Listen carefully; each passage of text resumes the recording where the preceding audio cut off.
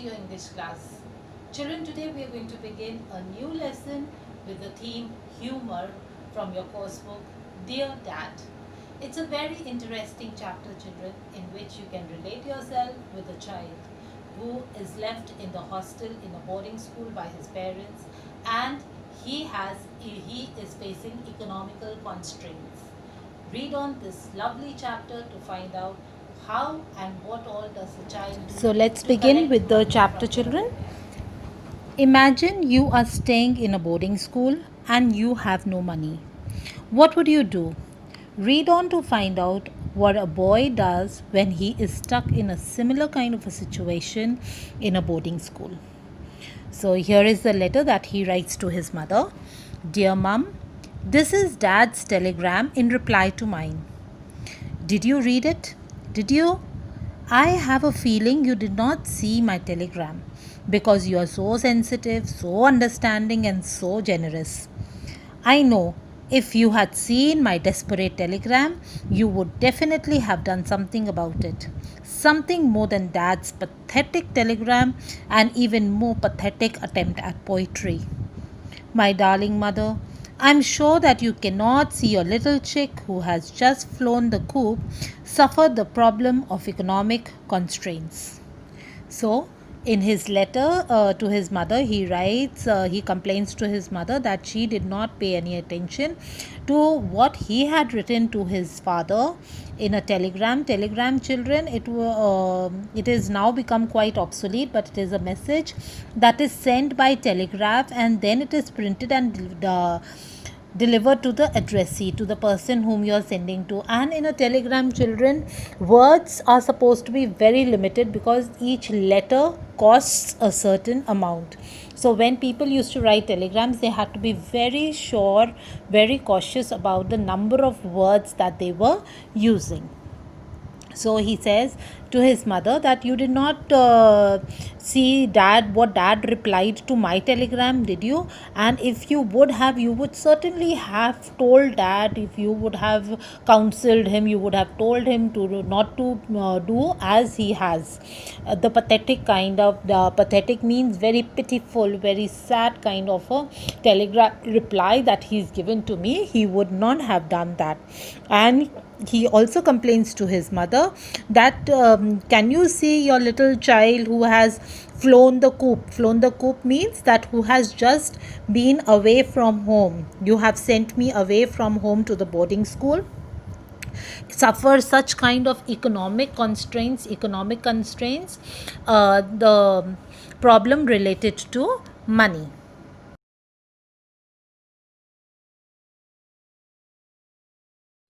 So see, here is the telegram that he had written to his father. Dear Dad, no mon, no fun, your son. That means, dear Dad, no money, so there is no fun in life, and it is from your son. And to his telegram, what does his father reply? Dear son, too bad, so sad, your dad. So the father is also smart enough and he says that if you don't have any money, it's bad, it's sad, and this is the message from your dad. That's it. So to the letter that he's written to his mother, the mother replies, Dear son, pockets empty, I'm very centy, but very broke, it's no joke, so ask your dad. Your loving Ma. So the mother, she again replies that my pockets are empty, beta, and I'm very centy. So there, it is not a joke. I'm not kidding. I'm not joking. I'm very serious about it. I have no money. So you better talk to your dad only. Then again the son writes to his dad. He says, Dear Dad, I got Ma's reply to my long and newsy letter. Newsy letter, a long detailed letter. And I'm very disturbed to know that she's feeling financially tight. In this day and age of gender equality, it disturbs me that my own mother has no control over the family purse strings. I do hope that you would be able to amend that soon. Your loving son. So when the mother says, I don't have any money, the son, he complains to his father and he says to his father that, Father, in this age of gender equality, in this modern times, my mother is saying that she has no money. She has no control over the expenditure in the house. I do hope that you will look into this matter and you would give her equal rights. You would amend, means you would cure these things, you would ensure that these things are rectified. And to this again the father replies, Dear son, Ma gets pocket money, so do you. I want you to make it your own. So buckle down to tightening your own purse strings, just like the rest of us are doing. So the father, he says that you all get we all are getting a pocket money, your mother also gets a pocket money. So whatever money you get, you better learn to adjust in that. You better learn to do all your expenditures in the money that you are given. And this is from your father. So now coming to the main lesson. Oh, can't even end with your loving father.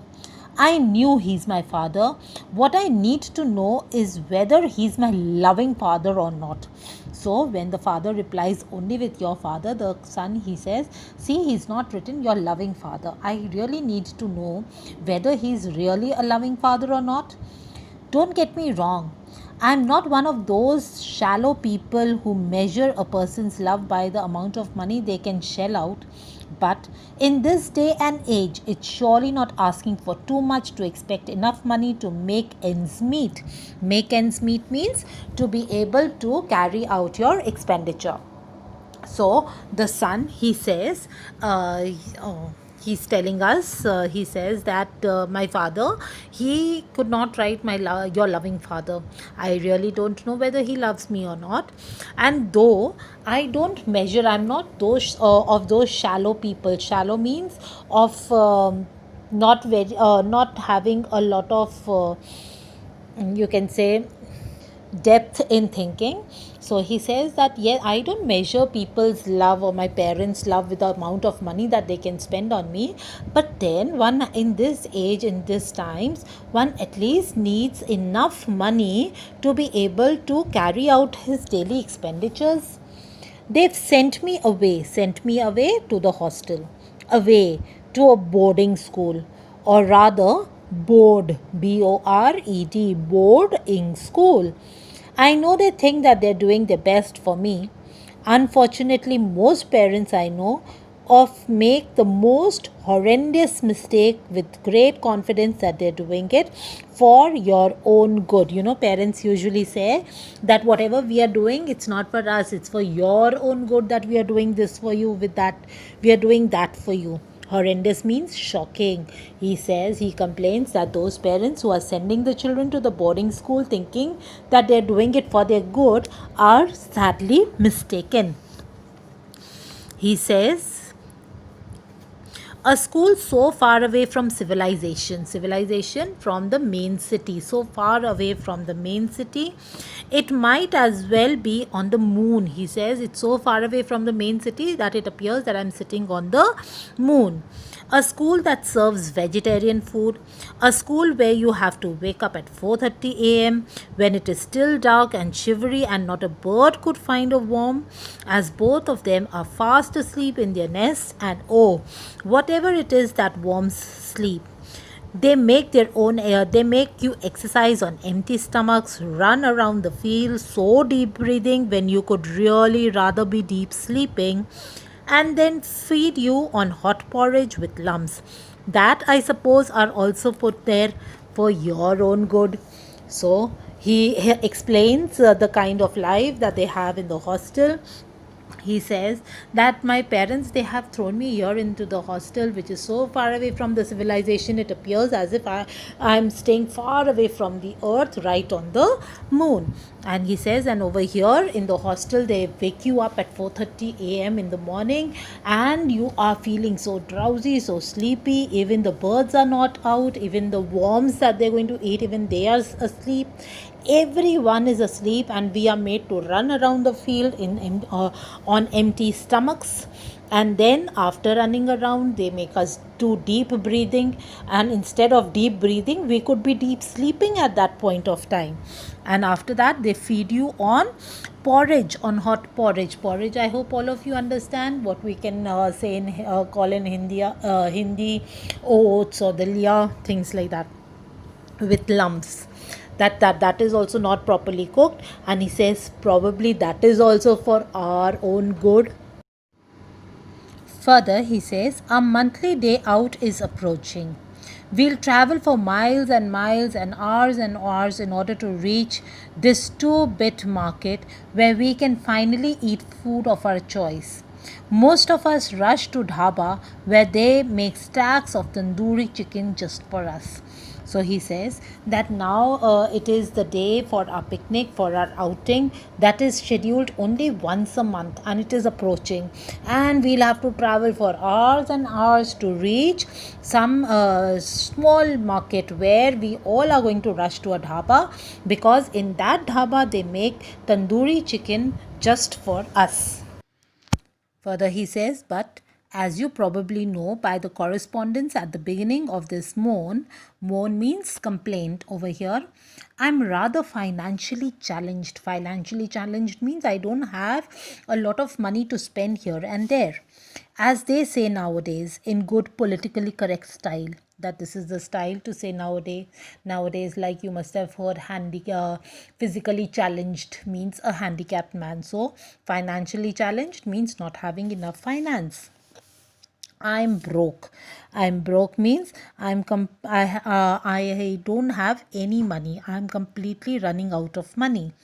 I could probably have asked some of my so called friends for a little loan of cash, but the last time we went out, one of them needed a similar loan, and well, I did not give it to him, and instead gobbled four chicken legs while he almost gnawed at his own hand in hunger. So he says that I could have borrowed some money as a loan from my so called friends, but that also I cannot do, because last month when my friends wanted, what did I do? I refused, and I spent my money having four legs of chicken while they were only chewing their own hands. So how can I ask for money from them? I shall try to reason with them and explain that I was in a kind of depression over something, and that the next time around there'll be chicken for all. So he says he's trying to make up plans, and he says that what I'll do is I'll tell them that, I was in a kind of depression. That is why probably I did not lend you money. But then next time when I have money, I'll buy chicken for all of us. But somehow I don't have a lot of hope when it comes to a monthly dose of the non veggie variety. There's no generosity in this world, I've discovered. But then he again says he knows honestly that to share non vegetarian food with anyone is quite difficult. And he says that one should not be very generous. There is no place for generosity. This I know. I did make one last attempt to call my parents on their mobiles, but I think my father recognizes my number, and sometimes, actually often, he chooses to ignore my calls. I'll have to speak to him about this. After all, there may be an emergency. I may be having a heart attack or dying of starvation, and he just won't pick up his phone. So he says that I'll make a last try to call up my father once again, my parents, and I'll tell them I'll ask for more money. But then he says that he's often it's observed that his father doesn't pick up his phone only, and every time that he says that my father, he should not be doing that. Next time I'm going to meet him, I'm going to speak to him about this, that why doesn't he pick up my phone? Maybe I'm dying of heart attack, maybe I'm starving, maybe I require something, and he doesn't pick up my phone. For a few precious moments, I enjoy the fantasy of him coming to pick up my starved skeletal body and sweeping and weeping that he'd not taken my one last call when I called to say my final goodbye. Mum, of course, can't hear her phone ring in that enormous suitcase she calls a handbag. Then he's talking about his mother. He says that my mother, she puts her phone into her handbag, and he calls his mother's handbag a suitcase. Why a suitcase? Because there are a lot many things inside it, and he says, how can she find a small mobile from that amount of things that she's kept into the bag? There's this mess of things that she says she can't do without. But almost everything in there is past its expiry date. And she says that all the things that are there in the handbag are all necessary to be there, and she has to keep them there. There's no way out. But then he says that all the things are past the expiry date, that they are so old that they should be discarded, like her lipstick, the moisturizer, the chapstick, the wet tissues which have completely dried out, and the credit card receipts. Not the credit card, the receipts of the credit card, those are also lying inside a bag. It's just one big mess that is a handbag. Anyways, she never knows where she'd shoved her phone. So he says that she never knows where she pushes her phone into or among all these articles that are in her bag, because she loves bags and loads with pockets so that she can organize her things. Okay, so called organizing her things, but then there are so many things stuffed in the bag that she cannot find anything that is important and required. Only trouble is everything is everywhere, and the poor phone is buried and barely able to ring, so she never ever answers the phone. Cut to another fantasy of my food stuffed body and my mother weeping over it and wondering why she never heard that last fateful ring when I tried to call her to ask to send some emergency tandoori chicken money. No luck. So he says that he tried calling her, but then it was bad luck. She did not pick up the phone. That is it. I'm not going. Sadly, I announced to my friends, if I can call them so, that I will not go on the monthly outing to civilization because of financial bankruptcy. I was hoping that they'd want my cheery company so badly that they would offer to pay for me. So he thinks of another idea. He says that he'll make a face and he'll tell his friends that he will not be able to come with them because he did not have any money, so he will not come out. And he thought that his friends would really want his company so badly that they would be ready to pay for him. At least a leg here and there. Although I have to admit that I haven't been too cheery recently. So he said that he really thought that his friends they would want his company so badly that they would say that they would pay for him. Though he also admits that he'd not been as good with them as he was expecting them to be. How could I be? I was beginning to feel that my parents had sent me away only to be rid of me. Maybe I was adopted, picked up from some roadside or a dreadful orphanage. So now he had started thinking otherwise. He said that I wasn't happy lately. And because I had started thinking that my parents, they were not my own parents, I was an adopted child, and they had sent me away from home, away from themselves to get rid of me. Maybe they have picked me up from somewhere. A snivelling, snotty brat who they felt sorry for because they thought that if they didn't take me, no one would. And maybe now they were regretting their decision.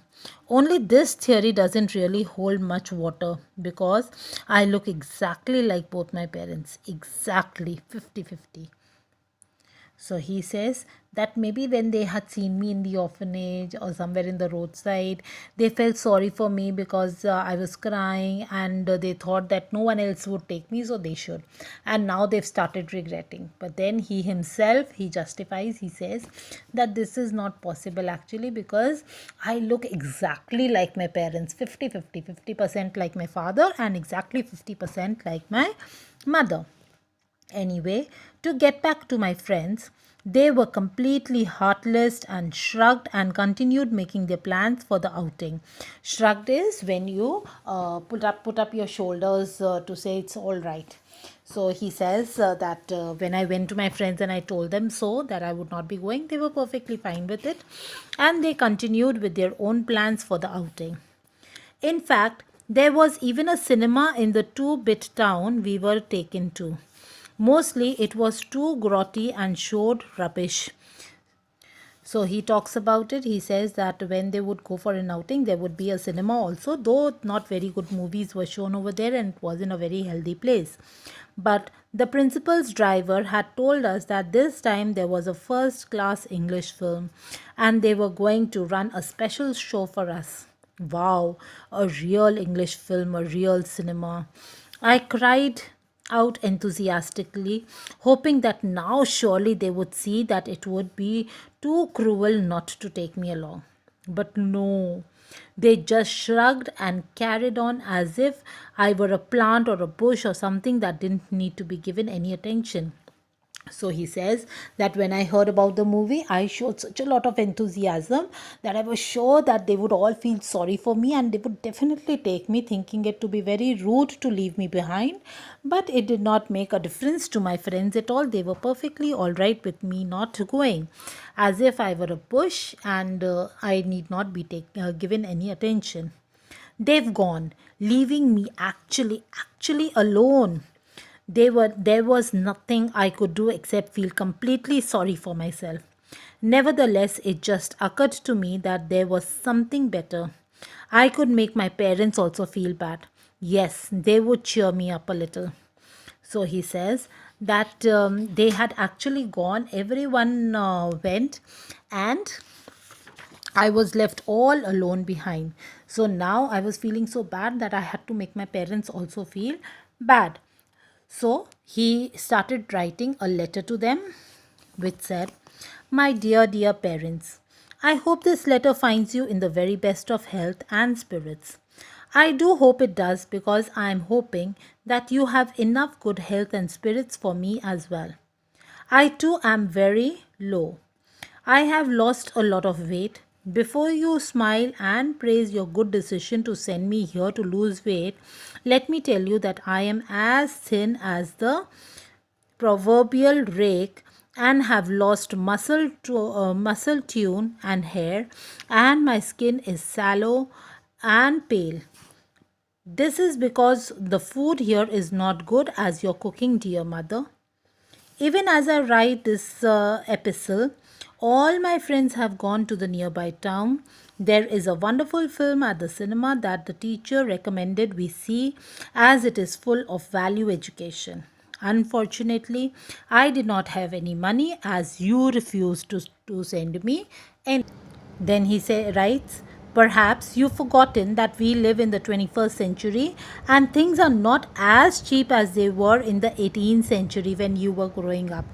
I do hope that this has been a mere oversight and you will realize that it is not good to have me starved of funds in this manner. I therefore humbly request you to dispatch some desperately needed cash so that I am not shamed and embarrassed like this in the future. As I said earlier, I sincerely hope that this letter finds you in the best of health and spirits so that you can cheer up your cheerless son with a loving letter and a little cash. I remain, what choice do I have but I remain your loving son." So see what kind of a letter he has written to his parents, complaining that they had not taken good care of him and now they should regret over it and they should try to cheer him up and immediately send him some cash. So after writing this letter, he's a little satisfied. He says, "Yes, that would cheer me up a little." Well, epilogue, that is the final conclusion. What comes out of this story? Well, my parents never did send any extra cash. They did write kind words in the letter for me. I would have wanted a little more money, I mean, not mere kind words. So he says that what I exactly wanted was money, not kind words from my parents. They did not send me any money. They wrote a letter to me. When they came to collect me at the end of the term, they commented that I had not lost much weight at all. I couldn't argue too much about that because I had lost a lot of weight on my report card. All my marks were below sea level, and that left me in no position to argue or make further demands. Let's see, maybe next time I'll perform brilliantly and then be able to demand a better financial status. But then again, maybe nothing will change at all. So he says that when the parents they came to take him at the end of the term, they said that he had not lost a lot of weight and it was everything was going on fine. And they also said he said that he could not even argue with them because he had lost a lot of weight on his marks. That is, he had lost a lot of marks, all grades were below C, so he couldn't look up, he couldn't argue with his parents to give him more money. But then he made a promise to himself that next time he would definitely score better so that he would be able to demand money from his parents. But then again, he thought with the kind of intentions that he had, nothing would change much. I hope, children, all of you enjoyed the lesson thoroughly. Do go through the text once again, understand it well. In case of any doubts, do post your queries in the comment section of the Google Classroom. Till then, stay safe. God bless you all, children.